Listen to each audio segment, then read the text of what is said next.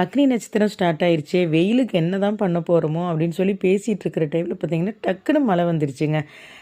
1 மணி நேரத்தில் நல்ல மழைங்க. இந்த மழையில் வந்து பார்த்திங்கன்னா ஈவினிங் டைம் பெஞ்சனால வீடெல்லாம் நல்ல குளிர்ச்சியாக இருந்தது. நைட்டு நல்லா படுத்து தூங்கிட்டோம். காலையில் லேட்டாக தாங்க எழுந்திரிச்சோம். எழுந்திரிச்சதுமே வந்து டக்குன்னு அரிசி பருப்பு ஊற வச்சுட்டு என்ன பண்ணலான்னு யோசனை பண்ணிவிட்டு சரி வெளியே அப்படியே வந்ததும் பார்த்திங்கன்னா முருங்கை மரம் அப்படியே நல்லா தள்ளன்னு இருந்ததுங்க. சரி ஓகே முருங்கைக்கீரை சாம்பார் வச்சிடலான்னு சொல்லிட்டு கீரையை உருவி நான் எதிர்பார்க்கவே இல்லை அந்த அளவுக்கு இந்த முருங்கைக்கீரை சாம்பார் வந்து சூப்பராக வந்திருக்கு. பேபி பொட்டேட்டோ இருந்தது. இதை நல்லா குக்கரில் வேக வச்சதும் நல்லாவே வெந்துருச்சுங்க. உருளைக்கிழங்கு கேஸ் அப்படிங்கிறதுனால நிறைய பூண்டு தட்டி போட்டு வெங்காயம் நிறைய போட்டு இட்லி மிளகாய் பொடியை வந்து மேலே கொட்டி அழகாக வறுத்து எடுத்தாச்சுங்க.